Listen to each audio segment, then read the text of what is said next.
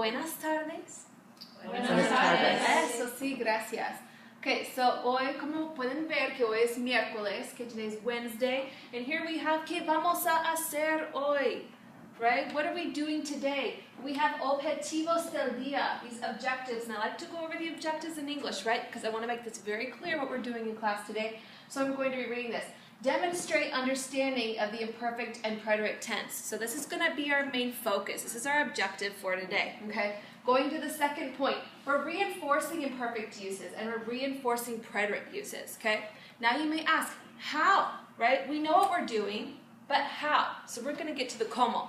Well, here we have, tú vas a explicar, que tú vas a hablar, you're speaking, vas a explicar los usos del imperfecto y pretérito, okay, con una mapa de eventos. We're going to be doing an activity today that we're going to be able to explain why we're using what we're using. We make choices every single day. We make linguistic choices every single day without knowledge of really why we choose that. Yes. Here we're going to stop. We're going to think about that. We're going to think about and we're going to explain our understanding and our reasoning for our choices.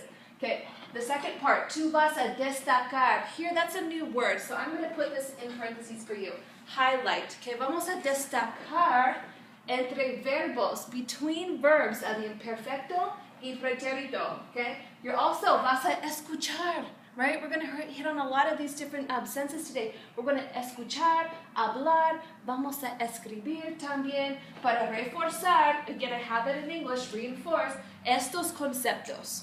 ¿Está bien? Okay, hay preguntas or any questions at this point?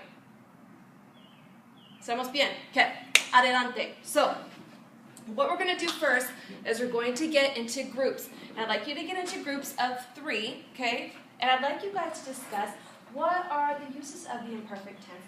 What are the uses of the preterite? We talked about this these past couple classes, but I want you to get into groups, and I don't want anyone to raise their hand and tell me they're done until everybody at least has some general grasp or concept of the imperfect and the preterite. And I'm going to come around to help and ask any questions. So I'd like you right now to turn and form into 3 groups of 3, and we're going to talk about what are the uses of the imperfect? What are the uses of the So preterite? perfect tense is when you talk about past habitual actions. Past habitual action. Like I used to do or I was doing. Okay. So like he used to eat breakfast every day at 5, but now he eats at 7. He used to, like every day he did this thing regularly. You have to have a helping verb? If it's- I don't speak Spanish, so I'm borrowing from Google Translate right now.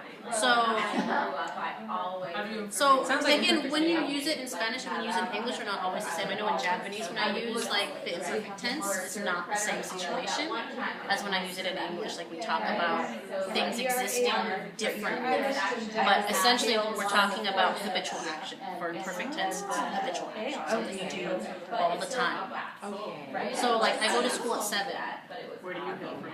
It's not like that I'm doing it right now, it's every day. I normally do this at 7 o'clock. Okay, so that's imperfect. That would be imperfect. Okay, what's preterite? What's preterite? Okay, preterite. Okay, when do you use preterite? Or we can ask our teacher. So what have you already concluded about the imperfect tense? Habitual? Yes. Yeah. Muy bien. How do you spell preterite?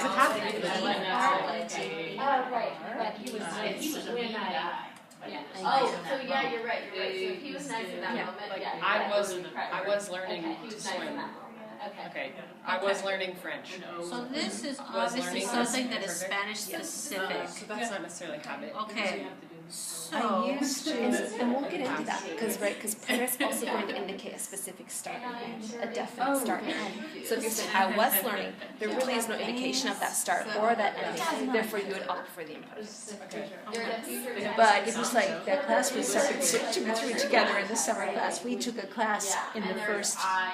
We studied together in the first term, in the summer term. Yes, that was the preterite because it's right. Or does it have a beginning and end? You can't just be If specific. you're being specific about when, then Yes. you would use the preterite. Okay. So you could say last summer, right? Summer. For a quarter, estudiamos juntos. So I'd be using that preterite. Yeah, thank you. Okay, I would like one person in your group to please raise your hand if you guys have come to some kind of conclusion of what the imperfect and the preterite means? Raise one person in your hand. Okay, good. So we're going to move forward. So let's add to a list here, okay? So let's talk about el imperfecto. So sorry, let me edit this really quick. Okay, imperfecto. So, imperfecto. ¿Qué son los usos? Right? Usos, uses. What do we use it for? ¿Qué son los usos? Right? Habitual. Habitual. Que bien. Okay? We have habitual actions, we would say. Okay, bien. Número dos. ¿Cuál es otra razón? What would another reason be why we're going to use the imperfect? Habitual. There's another way we might phrase this. Okay? Ongoing. What about ongoing actions? Okay, let's do that. Ongoing actions. Okay? Actions without a specific start or stop. Yes, and that's perfect. So that you could even add on to here. Okay, so let's just do that. Without, right? Without specific start or stop. Bien, sí. They don't all have to be actions, though, because you could be describing a picture or a person, right? Like, era Eso. buen Sí. hombre, no sé. Increíble. Gracias. That's going to lead to number 3. Describing how something used to be. If you find yourself in English, and we're talking about the imperfect, you find yourself using this word, used, right? You used to. That's going to be your red flag. More than likely, you're going to be using imperfect, okay? So that's kind of like an English equivalent in a sense, if you were to think of it or approach it that way. If you find yourself saying used, red flag, okay, imperfect. So we're going to say describing, okay? How something or someone, okay, and I'm going to put here used to be. Does that make sense? Yes? Good with that? Okay. So it also say used to be, or you can just say used to do. So I'll make my number 4 used to do. Okay. Boom. Now, preterite. Vamos a empezar con el pretérito. ¿Cuáles son los usos para el pretérito? ¿Cuáles son? Something with a specific time frame.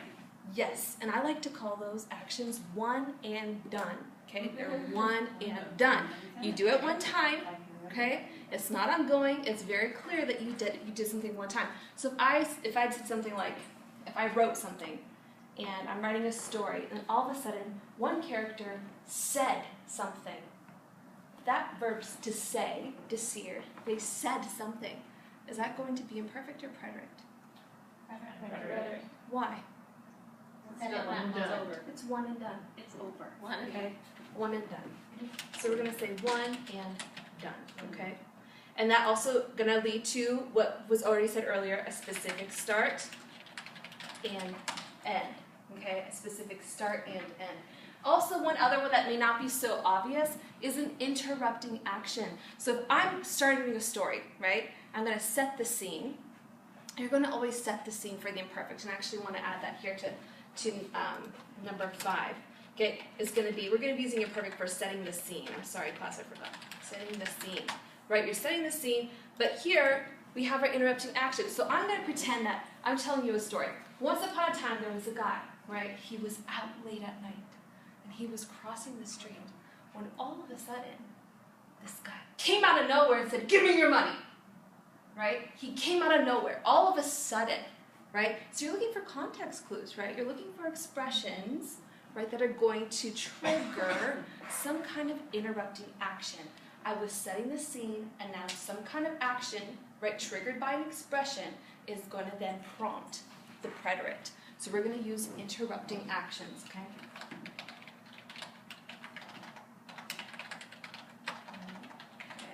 Interrupting actions. So we're just going to stop there right now for our uses, okay? But what I want to do is I want to watch a short video, okay, 2 minutes long, that's going to explain this, maybe from a different perspective. I like to use different methods of explaining a similar concept, okay, because what works for one person may not work for another. So we're just going to look at this from a different direction, okay? So vamos a mirar este video. Let me see, do I have volumen? It's a little round button.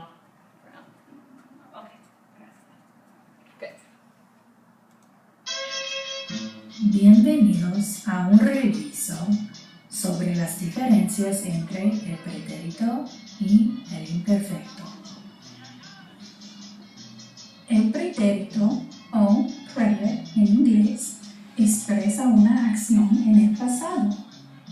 The preterite tense is used to express a past action with a definite beginning and a definite end. El imperfecto o imperfect también expresa una acción en el pasado. The imperfect tense is used to express an ongoing past action. Por ejemplo, if I ate at 12 o'clock, I would say, yo comí a las 12. This is a preterite action with a definite beginning and a definite end. If I want to tell you that I used to eat pizza when I was a little girl, I would say, yo comía pizza cuando era niña. This is an imperfect expression because it was ongoing. Otro ejemplo. I lived in Ohio for 2 years. Because this is a past action with a definite beginning and a definite end, I'm going to choose the preterite.